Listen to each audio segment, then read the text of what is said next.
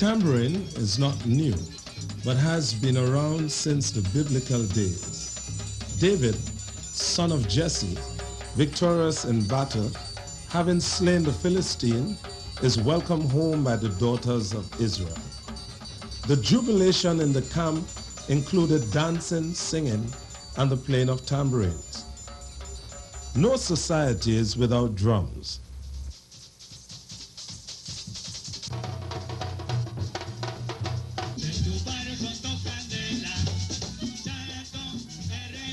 This circular frame drum can be found throughout Africa, either as a narrow-skirted, single-headed frame drum made from a small wooden loop or a segment of potsherd fitted over one surface with a membrane of animal skin. Sometimes this was decorated with hanging metal jingers attached to the frame. It is lightweight, held in one hand and played with the other. This unsophisticated but effective percussive instrument is a member of the universal family of drums and is called a Tobago tambourine. It was invented out of the necessity to have a light, quick, easily concealed instrument. During the dark, dismal days of plantation slavery, the deep voice of the African skin drum experienced near oblivion, outlawed by the powers that were. Added to this, the church in her wisdom considered African music to be pagan and the dances associated with it to be obscene and vulgar. Hiding it from the ever-watchful eyes of massa became a problem. The African slave was not offered the luxury of bringing his own musical instruments from Africa, but massa found that singing lightened their burdens and thus helped them to produce more. When the drum was banned, slaves copied the tambourine brought in by the Salvation Army leaders. The tambourine, cousin to the tambourine, was perfected in France with the addition of these metal discs, which provided additional rhythm when being played. A root called Mayak Chapelle, local name wild cassava, is found only in Tobago. Mayak is the Carib Indian word for cassava and chapelle French for casa. The slaves stumbled upon this root which once grew in profusion next to the great houses and the sugar mills. Through natural curiosity, trial and error, they soon realized that this precious natural resource could add a new dimension to their otherwise dreary lives. The Mayak Chapelle is very soft when it is green and bends easily. Sections that are already curved make shaping of the drum much easier. In construction, the inner rim is flattened first.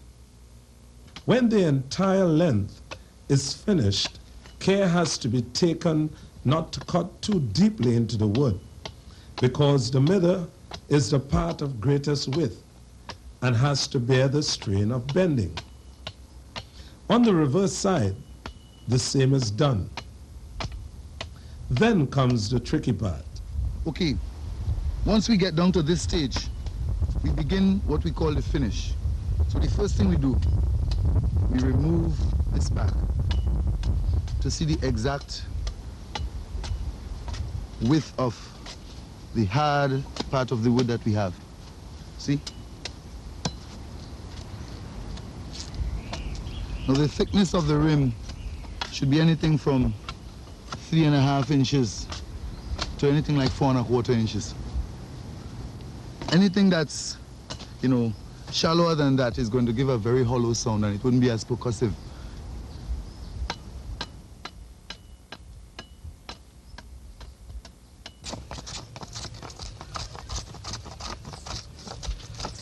After the smoothing process, the root is finally ready for bending.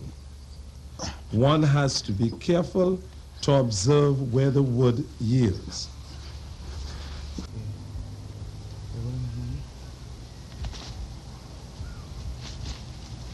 Okay, it's difficult to keep like this, eh? So that what has to happen? At this point, now that you know the exact size that you want, you can trim down the edges even more. Notch here, here, and you do the same thing on the other side. And when you finally put them back together, you tie them with a piece of string, a piece of wire or something, and leave that to dry. The drying process is in fact, well, the water content would begin to finally go in about 2 weeks. Yeah. After that, you have to remove the wire and nail the two ends together. Okay, drive the nail from the outside, you bend it on the inside. And then, after you do that, now you leave the frame itself to cure for about a month or two afterwards. 2 months better. Simply because of the fact that if you put the skin on the wood while it has any water at all, then the skin itself yields. And it becomes very soft and difficult to heat and tube. 3 types of tambourine are made: the cutter, the boom, and the roller. The skins of goats are stretched across one face of the frame to be used as the beating surface.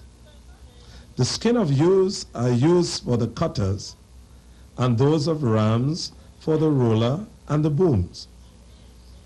The thinner the skin, the higher the resonance. The narrower the skirt, the higher the tone.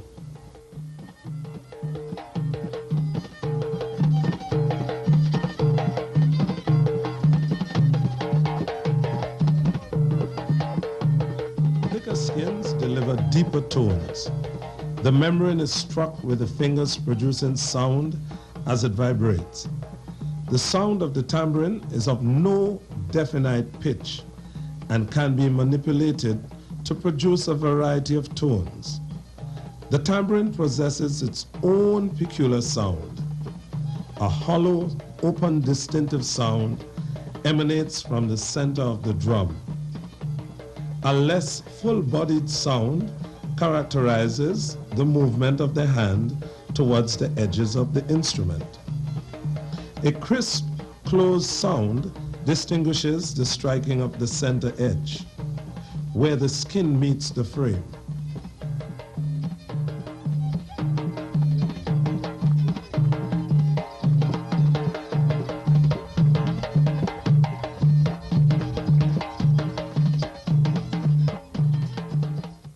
The tambourine must be well heated to produce its optimal tonal quality.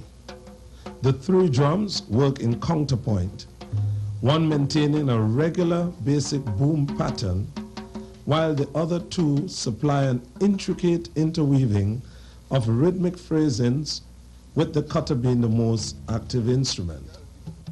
Just like with any other set of percussion instruments, the tambourine has 3 different ranges of drums. First of all, we have what is called the boom or the bass tambourine. Okay?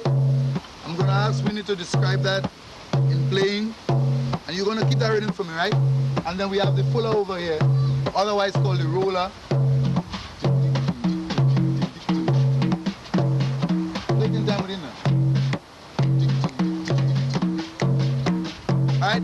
And that is topped off by what is called the cutter here. Alright? So. Okay? And to complete the band, we have the triangle steel. And of course, the violin.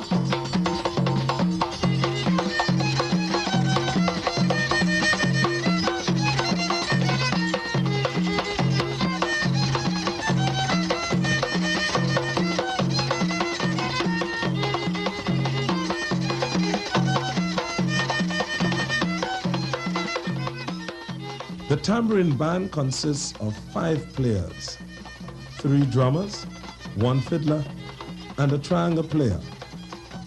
Tambourine bands provide music for dances, weddings, rituals, christenings, wakes, bongos, boat christenings, seine hanging, speech bands, and all other festivities and occasions.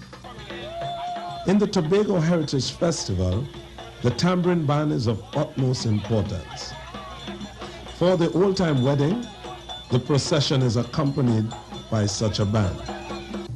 At the reception, dances of yesteryear like the quadrille, the lancers, jig, Castilian and the heel and toe are all done to the sweet strains of tambourine music.